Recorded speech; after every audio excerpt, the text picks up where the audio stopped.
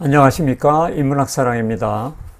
오늘은 낭만주의에 영향을 준 문해사조의 하나로서 바로코 멜랑콜리에 대해 설명하겠는데요. 바로코 멜랑콜리가 낭만적 멜랑콜리와 어떻게 관련이 되어 있는지에 대해 한번 밝혀보도록 하고자 합니다. 고대로부터 중세까지는 이 멜랑콜리라는 개념은 부정적인 것으로 인식되었습니다. 특히 중세 때는 죄를 지은 인간이나 광인에게 따라붙는 악덕으로서 사실상 슬픔의 언니이자 어머니인 아케디아, 즉 나태와 동일시 되었습니다. 그러나 르네상스 시기로부터 점차 멜랑콜리의 긍정적인 가치를 부각시켰는데요. 즉 멜랑콜리는 극심한 정신적 활동을 하는 사람들로부터 잘 발생하는 증상으로서 창조적인 예술적 상상력과 더 나아가서 신적인 성찰의 원천이기도 한다고 인식하기 시작했던 것이죠. 그런 면에서 낭만주의 시대의 작가와 예술가들은 이 세계의 공허, 그리고 자기 상실, 그리고 초월적 신비주의를 바탕으로 해서 멜랑콜리와 쾌활함을 상호 보완적 관계로 인식하고 있었습니다. 그 낭만주의 이후에도 우리는 멜랑콜리가 니힐리즘이나 데카당스나 실존주의 등의 형태로 문학, 예술, 철학의 중심적인 자리를 잡았던 것을 우리는 잘 알고 있습니다.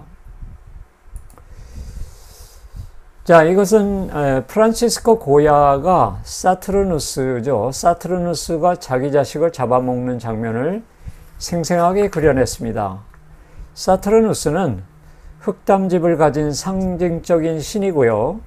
그리스어로는 크로노스라는 시간의 신이기도 합니다. 자, 시간의 신이라고 하는 것은 질서를 나타내는데요. 그 반면에 사투르누스는 그 반대의 정서를 보여주고 있어요. 이 그림에서 사투르누스는 자기의 권력 상실에 대한 불안에 사로잡혀서 광기 어린 눈으로 붉은 피를 흘리면서 자기 자식을 잡아먹는 장면인데요. 이러한 검은 배경만 해도 멜랑콜리의 부정성을 드러내주고 있는 것입니다.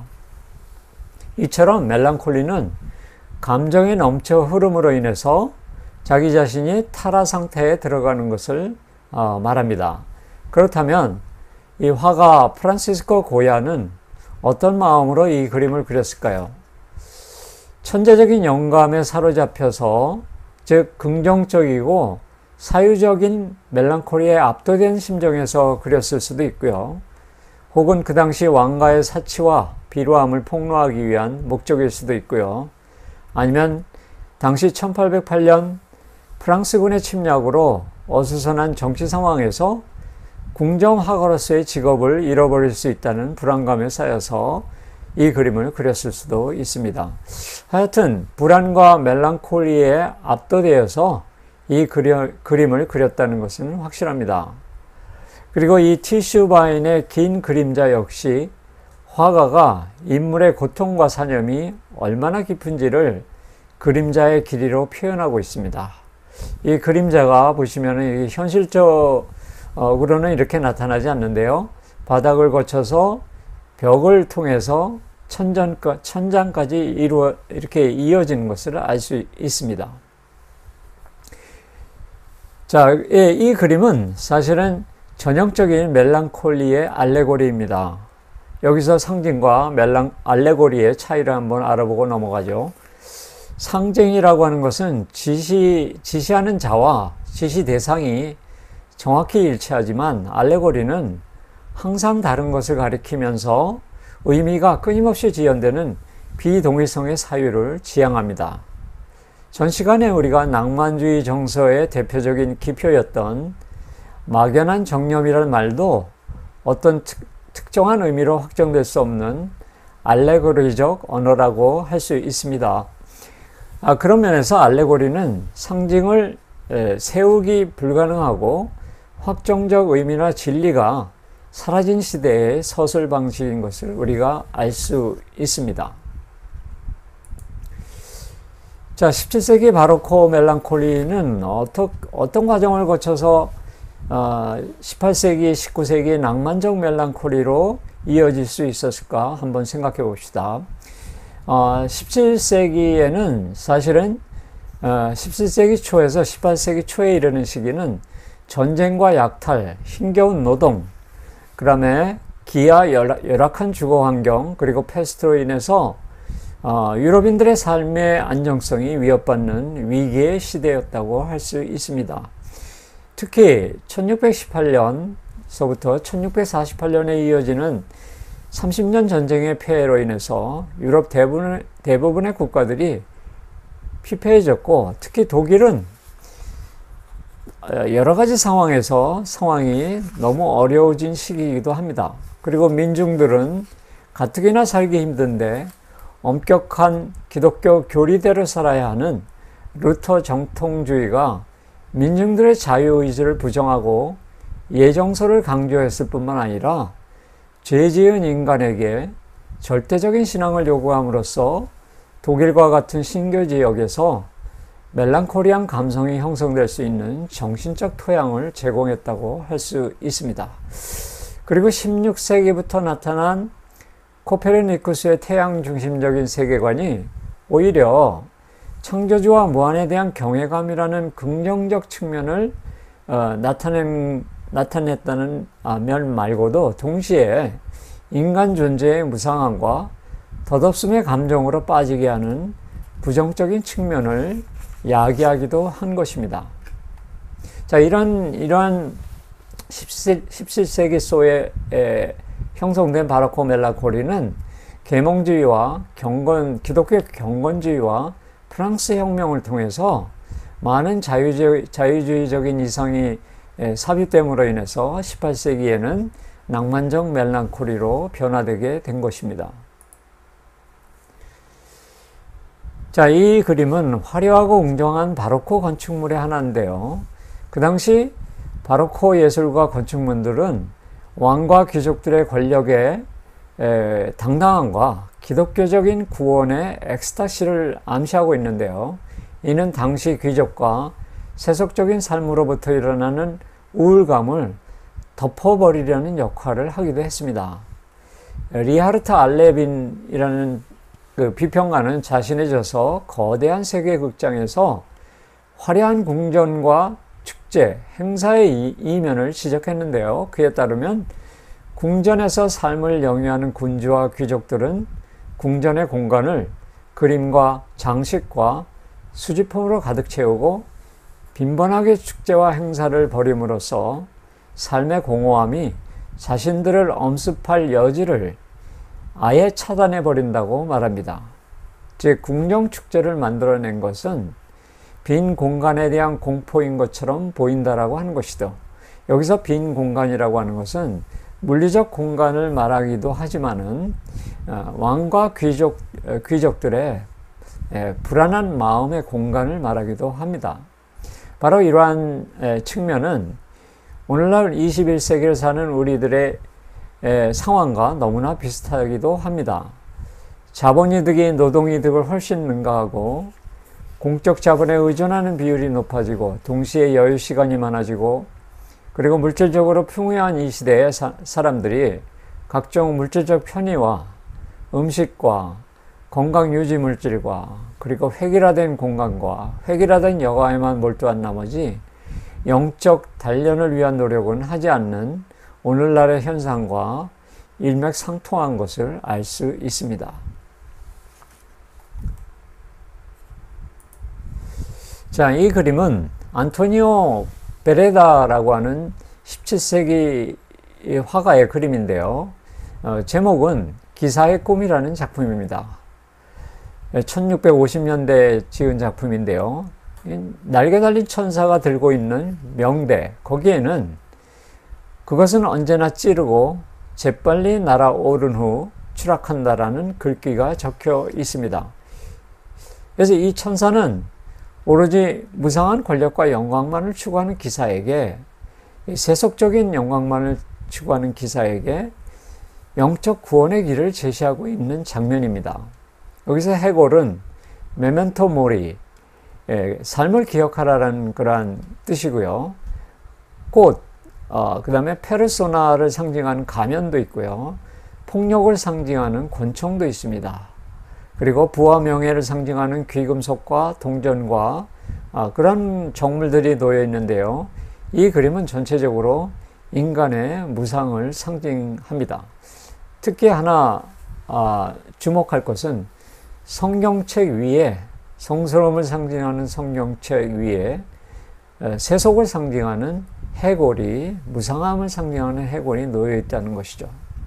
그래서 사실은 바로크 시대에 있어서 왕들은 홀로 있거나 심심하지 않게 하기 위해서 신하들이 왕이 일한 뒤에는 항상 왕에게 즐거움과 놀이를 제공해서 조금 더 시간적인 빈틈이 없도록 주의를 기울입니다.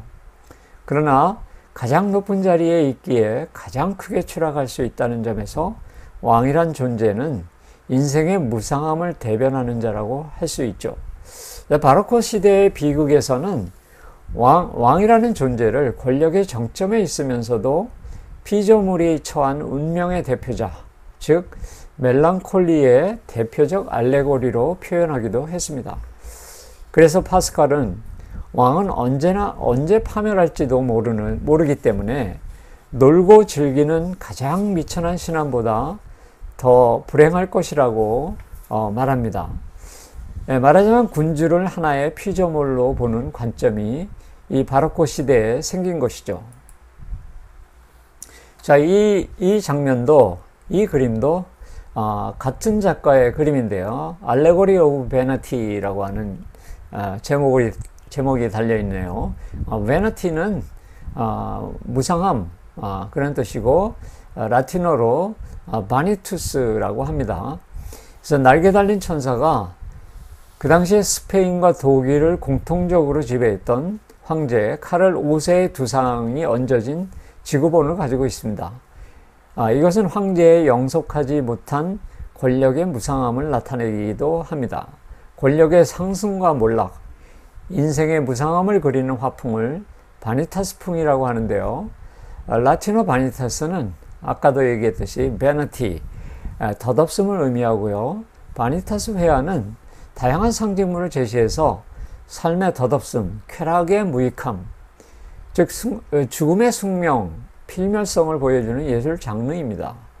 그림에는 찰나적이고 무상한 사물인 해골, 장총, 목걸이, 동전과 같은, 그리고 또 생명의 말씀인 성경책, 우주와 같이 영원한 것 같은 사물들을 배치시켜 놓습니다. 이는 작가가 성경의 전도서 12장 1절에서 8절, 시편 62절에서 9절의 내용을 유희적으로 표현한 것이죠. 그래서 바로크 시대의 비극에서는 왕을 폭군이면서 동시에 기독교적 구원을 열망하는 순교자라는 두 가지 상반된 캐릭터로 표현하곤 합니다. 이는 바로크 시대에는 기독교적 삶의 정면으로 저항하는 예술적 표현을 할 수 없었기 때문에 이 부분은 이제 낭만주의와 다른 면이죠. 그러므로 베냐민이라는 철학자는 르네상스 화가가 하늘을 높게 유지할 수 있었다면 반면에 바로크 시대 회화들 속에서는 구름이 어둡게 땅 쪽으로 움직인다라고 말합니다. 이건 무엇을 말하냐면 이 바로크 시대의 작가들은 자신의 어두운 멜랑콜리를 있는 그대로 나타낼 수 없었고요. 다만 이런 상반된 상징물을 보임으로써 감상자들이 자기 마음대로 생각할 수 있게 만드는 것, 바로 그런 것들이 이제 알레고리적 기법이라고 하거든요. 그래서 이 멜랑콜리와 알레고리는 서로 이렇게 밀착되어 있는 것입니다. 멜랑콜리가 작가가 내보이자고 하는 예술의 내용이라면 알레고리는 그것을 보이는 예술적 형식이라고 할 수 있겠죠. 자, 그러면서 독일 비예극은 종교적 종말론으로부터 현세적인 절망을 주요 모티브로 바꿔갑니다. 중세적인 아주 엄격한 기독교적 교리에 의해서 예술을 표현한 반면에 낭만주의로 건너가기 위한 다리 역할을 한 게 바로 이제 바로코 멜랑콜리라고 할 수 있습니다.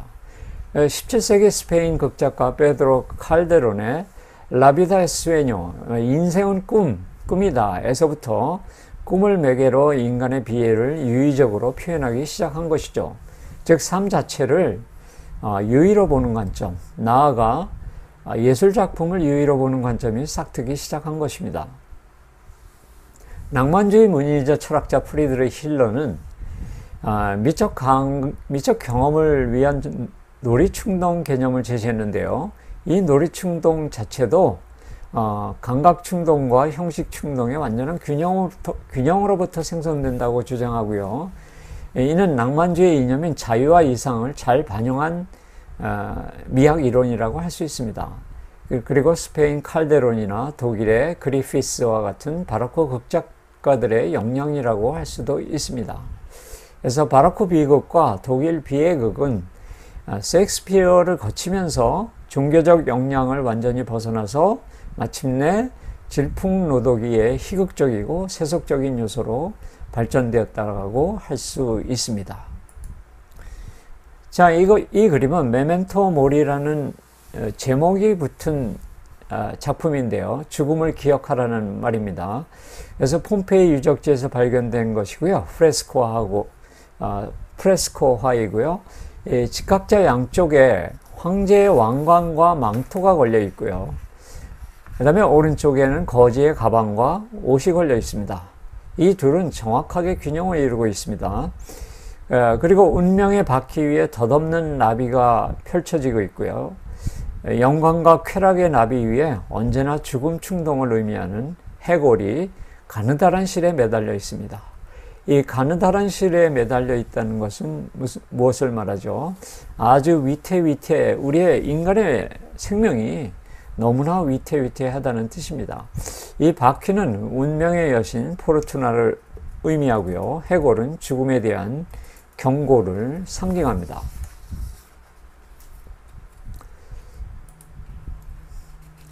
자, 이것은 낭만주의 시인 제라드 네르발의 레 피에 디 페, 말하자면 불의 딸이라는 시집에 나와 있는 엘 데스티차도, 이게 이제 스페인어로 표현을 했네요. 제목을요. 불행한 자, 혹은 우리나라 그 시집에는 상속받지 못한 자라고 번역이 되어 있더군요. 그래서 불어로 사랑, 이 네르발은 불어로 사랑이라는 게 라모르이고요. 죽은 자가 라모르 아닙니까? 그래서 이 라모르하고 라모르의 발음의 유사성에 착안해서 인생이 사랑과 죽음으로 끊임없이 연주되는 음악으로 비유를 한 시인입니다. 그의 마음을 이 시에서는 이 엘 데스티차도라는 시에서는 검은 태양으로 묘사를 하고 있습니다. 좀 읽어보면요. 주시 테네브레 르베프 랭콩솔레, 나는 어둠의 자식 호랍이 위로받지 못한 자입니다. Le Blancs d'Aquitaine à la Tour abolie, 허물어진 탑에 갇힌 아키텐 왕자입니다. Ma seule étoile est morte et mon luz constellée, 그러니까 나의 유일한 별은 죽었고 나의 별자리 유트는 porte le soleil noir de la mélancolie, 멜랑콜리라는 검은 태양을 품고 있습니다. 그래서 빛을 전혀 발하지 못하는 태양, 검은 태양은 이 멜랑콜리의 완벽한 이미지이기도 하죠. 그런데 프랑스의 정신분석가 줄리아 크리스테바는 이 네르발의 이 시를 분석하면서 우울증은 검은 태양으로 해석했습니다. 그리고 자신의 우울증에 관한 정신분석을 검은 태양이라는 단어를 개념으로 이렇게 풀어나간 그러한 학자이기도 합니다. 즉 검은 태양이라고 하는 건 뭐냐면 줄리아 크리스테바에 의하면 절망에 쌓여서 산채로 죽음을 경험하는 상태로 보았던 것이죠.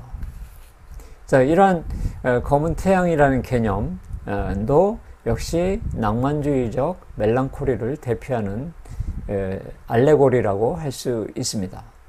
그래서 이 그림의 장면은 구스타프 도레라고 하는 작가가 흑백 채색으로 이 네르발의 자살 장면을 이렇게 그려놓은 겁니다. 사실은 네르발은 자기 집에 조그만 골목 안에서 지하실 방에서 그 지하실의 창살에다가 자기 목을 메고 실제로 죽은 작가이기도 합니다. 자, 다음 시는 One word is too often feigned for me to profane it. 이 제목 자체가 One word is too often profaned예요. 말하자면 한 단어가 너무 모독을 받아서 나는 그렇게 할 수 없겠군요. 뭐 이런 뜻입니다. 그리고 The worship the heart lives above and the heavens reject not. 그러니까 내 마음 속에서 일어난 이 숙모의 마음은 천국에서도 거절하지 않을 것입니다. The desire of the most for the star.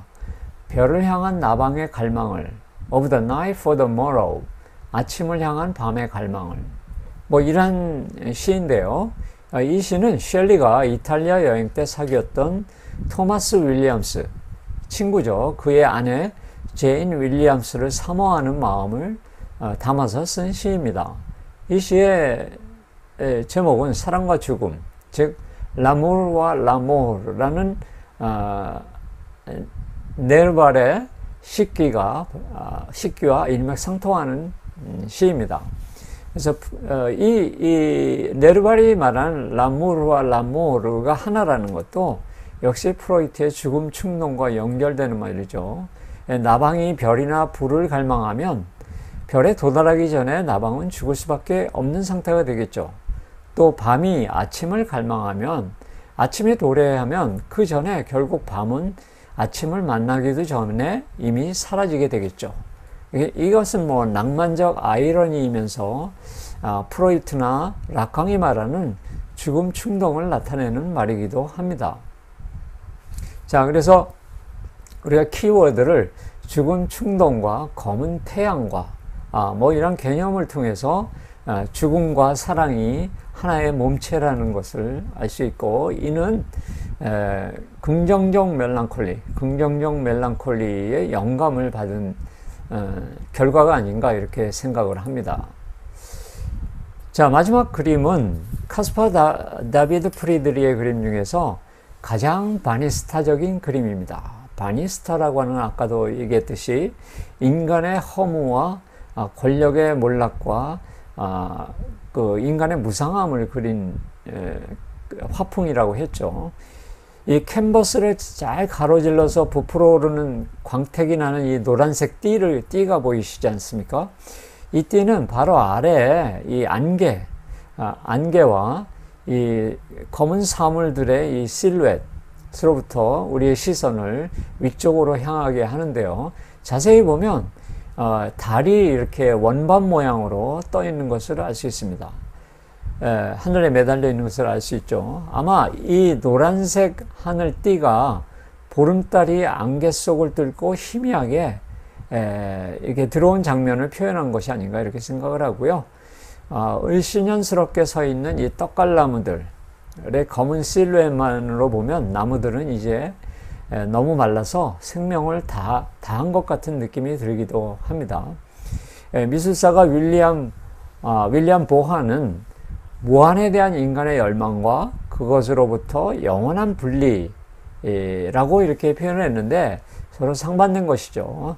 인간은 항상 무한에 대한 열망을 하지만 사실은 이와 같이 죽음으로 끝나는 영원한 분리를 겪는다는 그런 뜻이죠.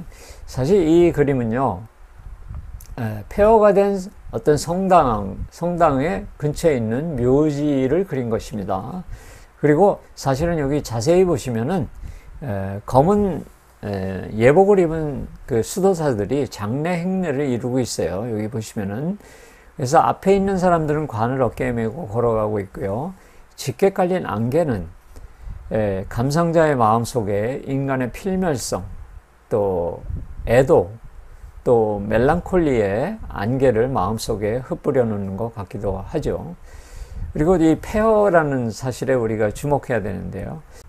자, 오늘은 낭만주의 멜랑콜리가 바로코 멜랑콜리에서 이어져 왔다는 것을 말하고요.